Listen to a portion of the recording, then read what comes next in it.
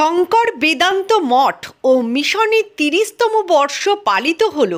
পূজা পাঠ, হোম যজ্ঞ, ধর্ম দর্শন, বাউল সঙ্গীত, অষ্টপ্রহর ব্যাপী হরিনাম মহোৎসব ও মহাপ্রসাদ বিতরণের মাধ্যমে মানুষের কাছে প্রেজেন্ট করার চেষ্টা করছি। আমরা আপনাদের কৃপায় আরো উত্তরোত্তর বৃদ্ধি হবে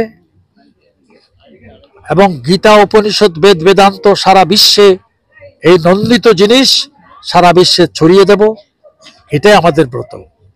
তাই স্বামীজি যেমন বলেছিলেন, life making and character building is our mission, এটি আমাদের ধর্ম। এবং একটি কথা বলবো, বহুজন সুখায় বহুজন হিতায় চ, এটি আমাদের কাজ।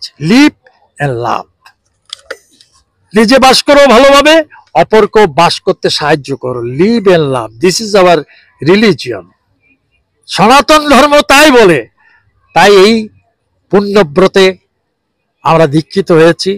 সন্ন্যাস জীবনে, লাইফ অফ রিনাউন্সিয়েশন আমাদের জীবনে। আপনারা এখানে এসেছেন বিনা নিমন্ত্রণে, অনাহুত এসেছেন। আমরা ধন্যাতি ধন্য।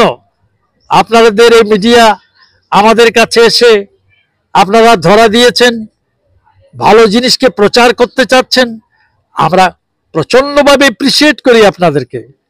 আপনারা সামনেও আমাদের এখানে আসবেন, আরো উত্তরোত্তর বৃদ্ধি করার চেষ্টা করতেছি। পৃথিবীর ভিন্ন ভিন্ন দেশে, কিছুদিন আগে আমেরিকাতে একটা প্রতিষ্ঠানের ভিত্তিপ্রস্তর স্থাপন করে এসেছি। তা এইভাবে শঙ্কর বেদান্ত মঠ মিশন সারা বিশ্বে এই কথা প্রচার করে যাবে। যেখানে থাকবে হিন্দুত্ব, কিন্তু সেই হিন্দুত্বের মধ্যে থাকবে সব মানুষের প্রতি ভালোবাসা।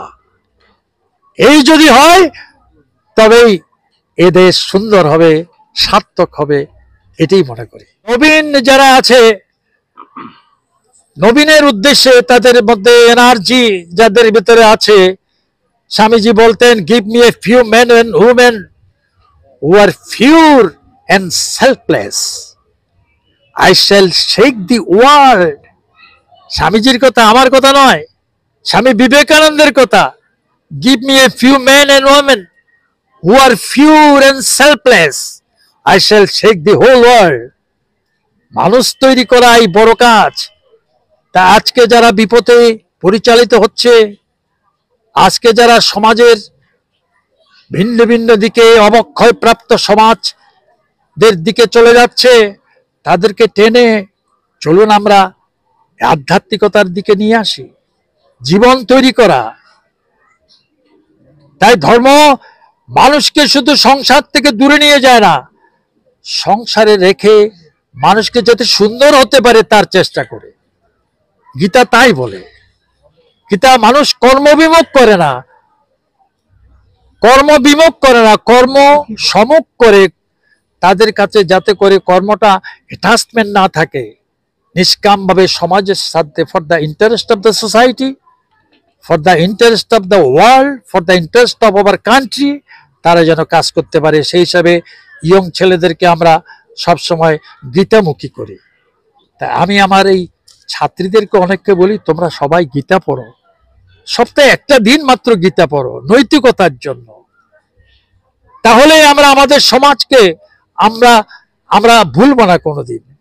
তাই আজকে সেই জিনিসের পরম সমাজের দিকে দিকে অবক্ষয় প্রাপ্ত সমাজ ছড়িয়ে আছে। আমরা সবার হাতে গীতা দেওয়ার প্রচেষ্টা করতেছি। আপনারা গীতা পড়ুন, মাঝে মধ্যে দেখুন, সমস্ত মাঝে মধ্যে এক্সাম্পল দিয়ে গীতাকে জলবৎ তরল করে, আবার সঙ্গীতের মাধ্যমে রবীন্দ্রনাথ থেকে আরম্ভ করে সব কিছুকে একাকার করে আমরা গীতাময় করে দিচ্ছি, যাতে করে মানুষ সহজভাবে, যুবকরা নিতে পারে। তারা মনে করতে পারে রবীন্দ্রনাথের সাথে আবার গীতার সম্পর্ক কি।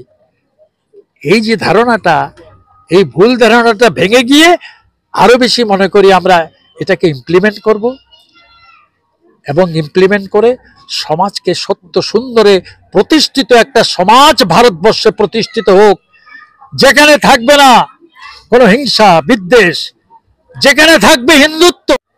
হ্যাঁ, 30 বছর ধরে এই উৎসব চলছে। 1993 সালে এই মাটিতে আমরা এই আশ্রম শুরু করি। আমাদের যাত্রা 1993 সালে। সেই থেকে আজ অবধি বিভিন্ন ভাবে আমরা দেশ বিদেশে, বিশেষ করে ইউরোপ, আমেরিকা, কানাডা, সর্বত্র আমরা হিন্দু ধর্ম বিস্তারে, আমাদের ভারতীয় সংস্কৃতিকে প্রমোট করার জন্য আমরা বিশ্বের বিভিন্ন দেশে বিভিন্ন বিরাট বিরাট হলের মধ্যে অনুষ্ঠান করি, যাতে গীতা উপনিষদ, আমাদের শ্রুতি বেদ পরিবাদ্য আধ্যাত্মিকতাকে সারা বিশ্বে প্রচার করি।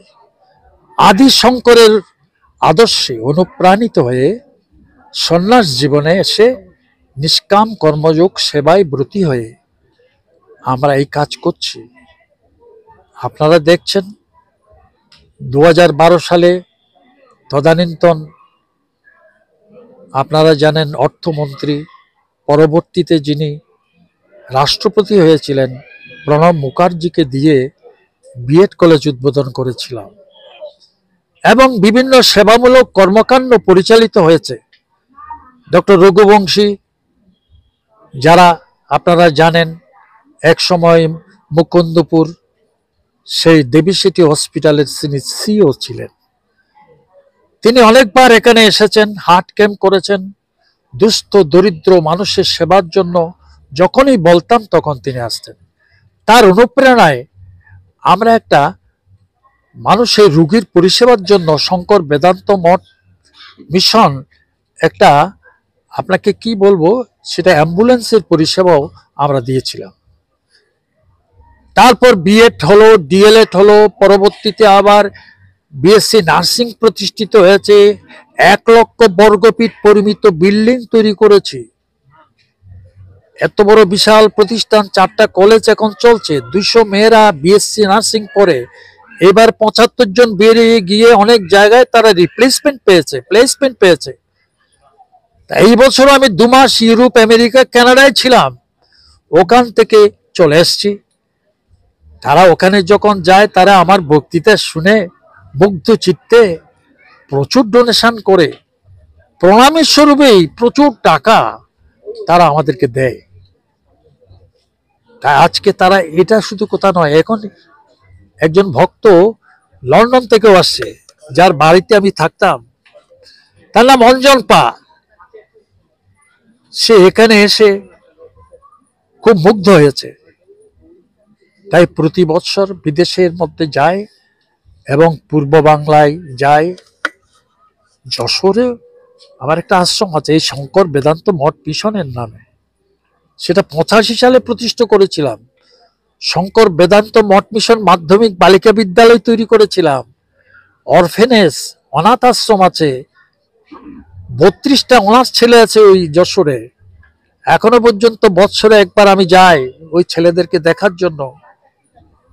400 মেয়ে পড়াশোনা করে ওই স্কুলে। তাই শিক্ষা, সংস্কৃতি, স্বাস্থ্য, ধর্ম সবকিছুকে সমন্বয় করে একটা বিরাট পারফেকশন। নাম বিবোধানন্দ সরস্বতী মহারাজ, পূর্ব নাম বিবেকানন্দ ব্রহ্মচারী। 108 স্বামী বিবোধানন্দ সরস্বতী সন্ন্যাস নাম।